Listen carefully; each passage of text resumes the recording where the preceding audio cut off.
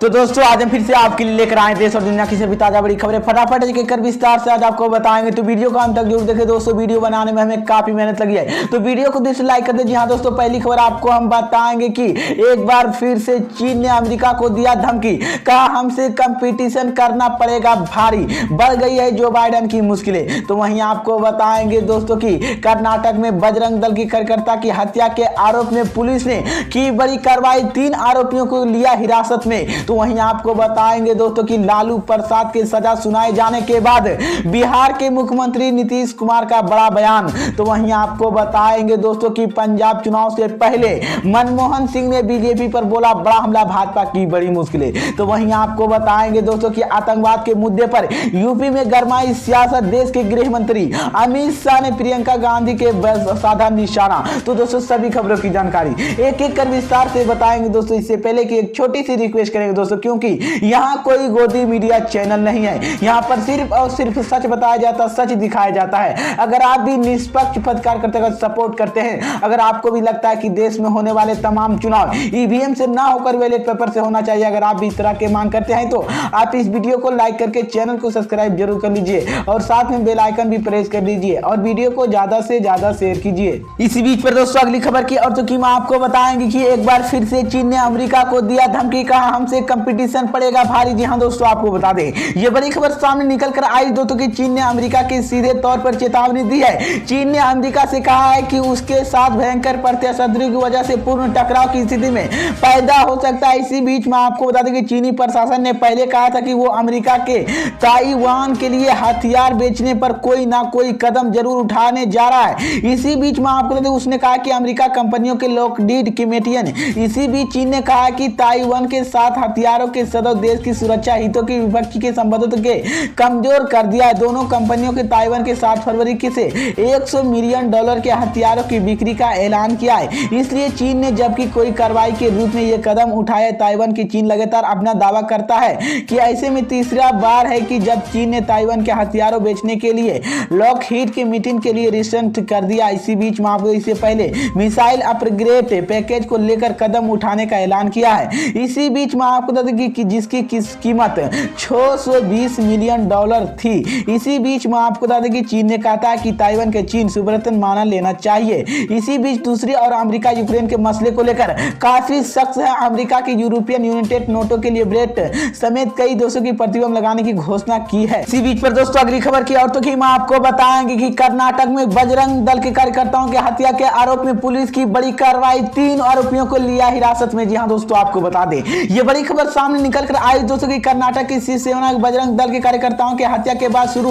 हुआ विवाद थमने का नाम नहीं ले रहा। इसी बीच में आपको पुलिस भी लगातार आरोपियों के पकड़ने के लिए कड़ी कार्रवाई कर रही है। इसी मामले के 3 आरोपियों को हिरासत में लिया है। इसी बीच में आपको डीज के हेसरन के रोज बनाया गया बजरंग दल कार्यकर्ताओं के हत्या के आरोप में पुलिस 3 आरोपियों की हिरासत में लिया है। अभी तक की हुई जांच के सामने आया है कि हत्या पहले दुश्मनी के कारण हुई। अभी पुलिस मामले की जांच कर रही, कानून एवं व्यवस्था अभी नियंत्रण है। इसी बीच में आपको गृह मंत्री आगरा गेंद्र के बताया कि इसी मामले पर पुलिस ने 5 आरोपियों की पहचान की जारी कर है। इसी बीच में आपको बता दें कि रविवार के रात करीब 8:30 बजे 26 वर्ष के कुछ लोग चाकू मारकर हत्या कर दी थी। इसी बीच में आपको इससे पहले मामले के कर्नाटक में जारी हिजाब स्कूल कॉलेज में एंट्री को लेकर मचे विवाद को से जोड़कर देखा जा रहा था कि लेकिन गृह मंत्री ने साफ कर दिया था कि ये मसला उसके बिल्कुल अलग है। अब शुरुआती जांच में भी सामने आया कि पिछले दुश्मनी के कारण इस घटना के अंदाजा दिया गया है। तो ये बड़ी अपडेट आई दोस्तों कि मैं आपको बता दें कर्नाटक में हिजाब विवाद को लेकर एक बजरंग दल के कार्यकर्ताओं की हत्या का आरोप में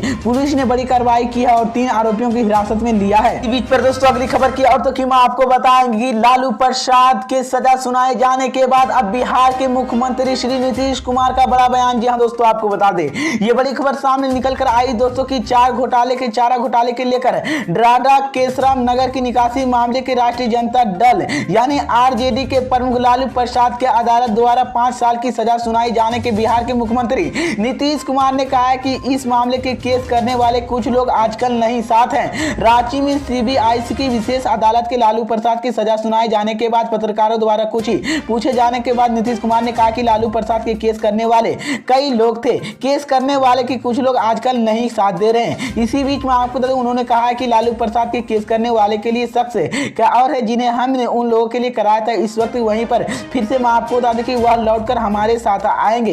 इसी बीच में आपको उन्होंने साफ लफ्जों में कहा कि हमने केस किया था, नहीं केस वाले नहीं उनके साथ है। इसी बीच में आपको बता दें रांची में स्थित CBIS के स्पेशल कोर्ट के लिए डराना 139.5 करोड़ की अवैध निकासी मामले के बिहार के पूर्व मुख्यमंत्री लालू प्रसाद यादव ने 5 साल के लिए सजा सुनाई है।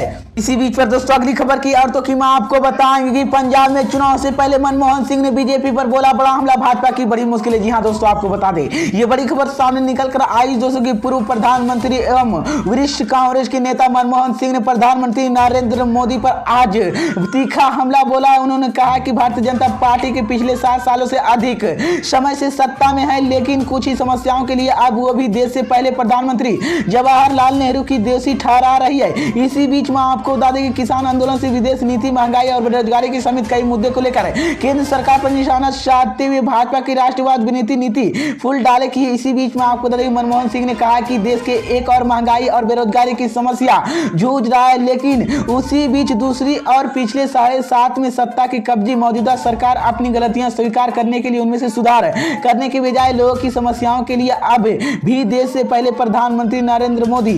इसी बीच में आपको बता दें उसी पूर्व प्रधानमंत्री पिछले महीने फिरोजशाह के एक पुल पर प्रधानमंत्री नरेंद्र मोदी की काफिला फंस जाने के बाद सुरक्षा चूक के लिए जिक्र किया था। इसी बीच उन्होंने कहा कि किसान आंदोलन के दौरान भी पंजाब और पंजाबवादी के बदनाम करने के लिए प्रयास किया है। इसी बीच उन्होंने कहा कि पंजाब के लोगों की कांग्रेस की वोट देने की अपील करते हुए कहा कि और काम केवल कांग्रेस ही कर सकती है। इसी बीच पर दोस्तों अगली खबर की और तो कि मैं आपको बताएंगे कि आतंकवाद के मुद्दे पर यूपी में गरमाई सियासत, देश के गृह मंत्री अमित शाह ने प्रियंका गांधी पर साधा निशाना। जी हां दोस्तों, आपको बता दें ये बड़ी खबर सामने निकल कर आई दोस्तों कि केंद्रीय गृह मंत्री अमित शाह ने सोमवार को उत्तर प्रदेश में सपा बसपा शासन के आतंकवाद के लिए कहा था कि देते हुए दावा किया कि बीजेपी सरकार के 5 सालों में कोई आतंकवादी घटना हुई, ना कोई दंगा हुआ, ना कोई माफिया हुई है। इसी बीच में आपको तो उन्होंने एक चुनावी जनसभा को संबोधित करते हुए आरोप लगाया कि सपा और बसपा के शासन में पूरे देश में उत्तर प्रदेश आतंकवाद के केंद्र में के रूप में जाना जाता, लेकिन देश भर में उत्तर प्रदेश के दंगे केंद्र माना जाता और माफिया के करीब माना जाता। इसी बीच में आपको तो उन्होंने दावा किया कि पिछले 5 साल में बीजेपी की सरकार के दौरान कोई आतंकवादी घटना नहीं हुई। इसी बीच में आपको दंगा में हुई माफिया के लिए बता दें, इसी बीच में आपको बीजेपी के पूर्व अध्यक्ष के आरोप लगाया कि सपा शासन के उत्तर प्रदेश में निजाम और इसी बीच में आपको बता दें अखिलेश यादव ने निजाम के लिए मतलब निजामुद्दीन, इमरान मसूद के, आजम खान के, मुख्तार अंसारी, योगी सरकार के बाहुबली आज जेल में है।